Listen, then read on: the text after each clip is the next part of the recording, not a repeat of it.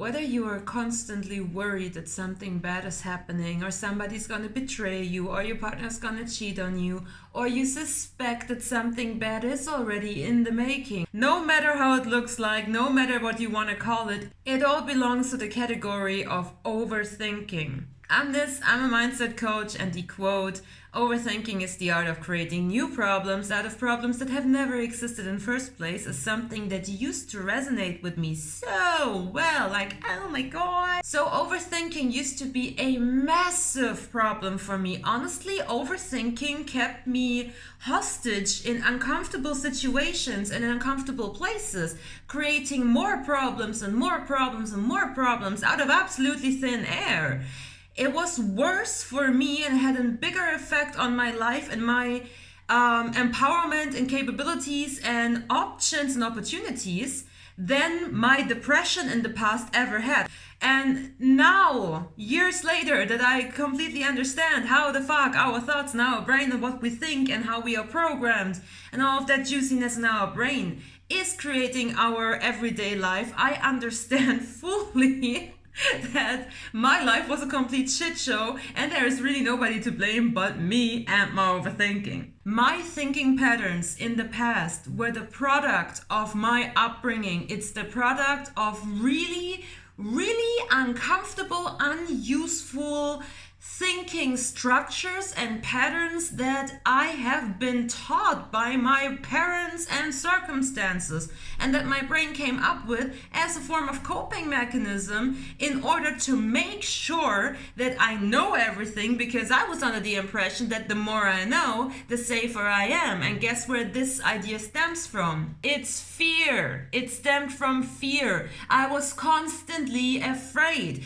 Even when something good happened to me, I would constantly freak out because I would constantly be afraid of, what if there's a catch? Or what if this is actually not as good as it seems to be? What if it is too good to be true? What if it actually is true and then I cannot keep it or I cannot sustain it? Or what if I'm not good enough for this good thing? It was like, boo! All of the insecurities, all of the childhood wounds, all of my core wounds, literally everything came together and got manifested in my mental processing, which we can now call overthinking, okay? So now let's talk about how we can actually stop this shit for good. I'm not claiming that there is a one-size-fits-all solution for everybody, but I can share with you how I stopped it, because there was a very logical approach to it. Here are the steps that I took to actually overcome this. And mind you, it did not happen within one night, it didn't happen within a week, it also didn't happen within 2 months or 3 months. It took me a while of really retraining my mental reactions and then my emotional reactions, okay? So the first thing that we need to remind ourselves of is that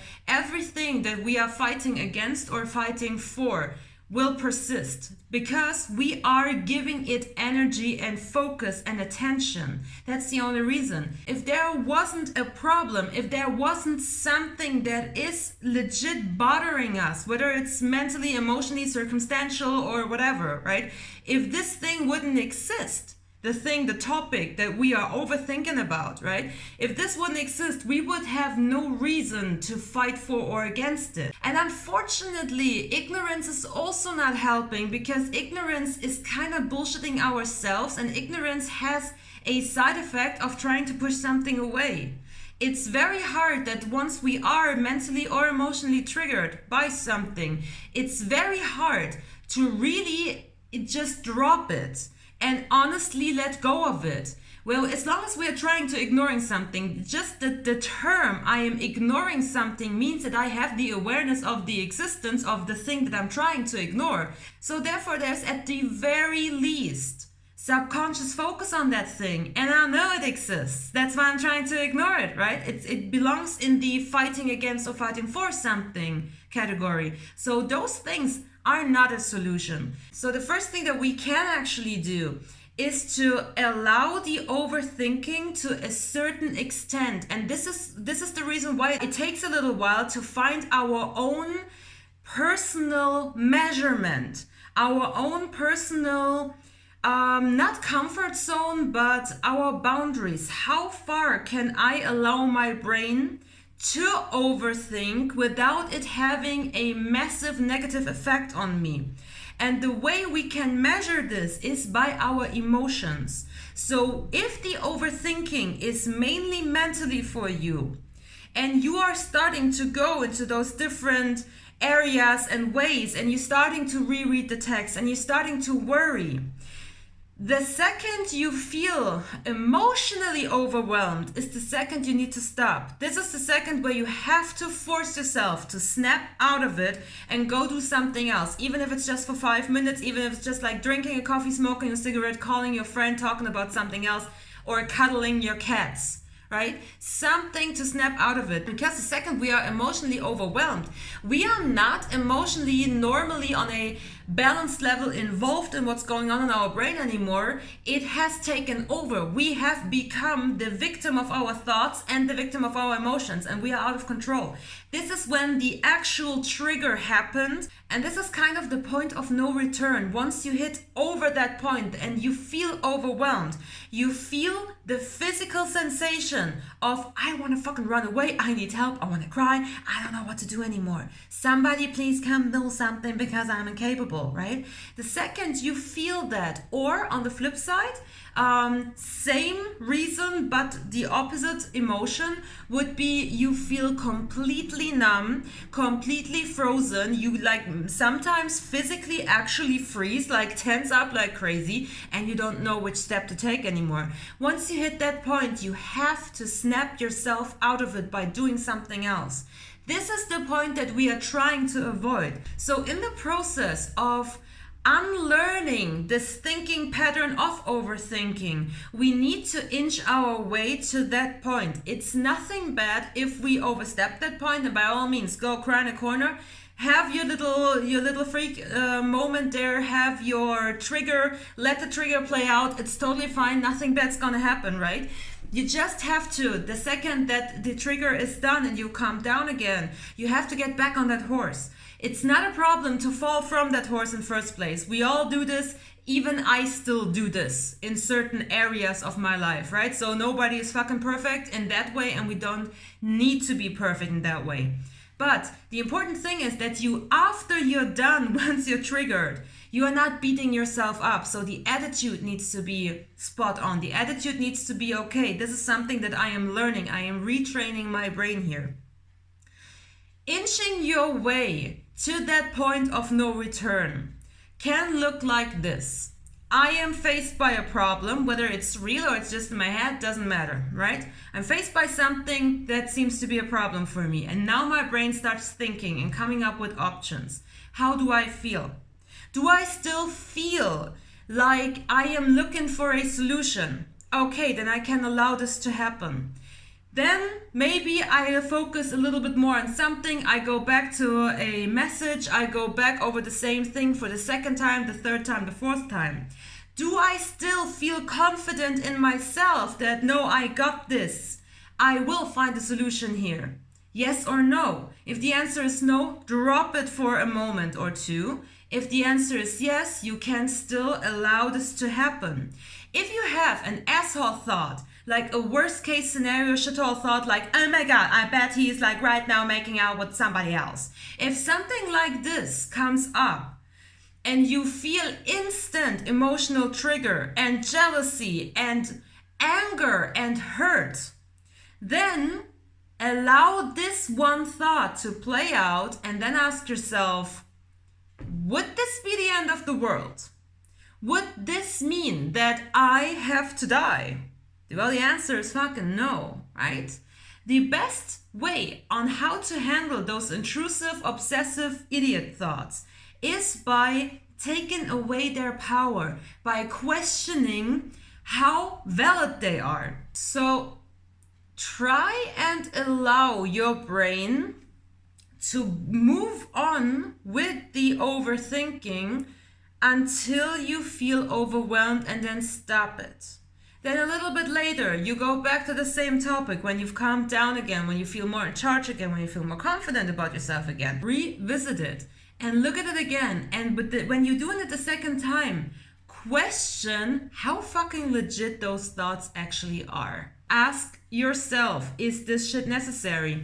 And the more often you do this, the more sensitive you become to this point of no return. Back in a time where this was an actual problem for me, I didn't even know that there was a point of no return. I had no idea about that. For me, it was like, boom, was my norm. I was completely blind and completely on autopilot. But the more I stopped fighting against it, and the more I brought logic into it, and the more I calmed myself down, and the more I literally dropped it, left it there for a moment, and just like put my attention onto something else, the more I started using these strategies to just like calm myself the fuck down again, the more sensitive I became to the actual kind of like step by step rhythm that my brain runs through on each overthinking cycle. And there is more than one exits. It's kind of like when you're on a highway and you have several ways where you can exit the highway. The first time around, especially when it is an active problem for you, you will not even see them. Later you will notice, oh, there was an exit. I just missed it, but there was an exit. Not a big deal. There will be another exit for me next time around, right? And then after a while, you start anticipating the exits. You know, oh, in a few hundred meters, there will be the next exit. I'm gonna take that one out. A few other exercises that you can do. It kind of depends on whether or not your overthinking is connected to anxiety and panic and stuff like that. If it is connected to anxiety for you, a really good thing is to write it out, because humans have a bit of a tendency of repeating the same shit and just giving it a different frame, and it's like, that's not the same shit. No, it has a new frame. It's the same shitness. It's the same shit.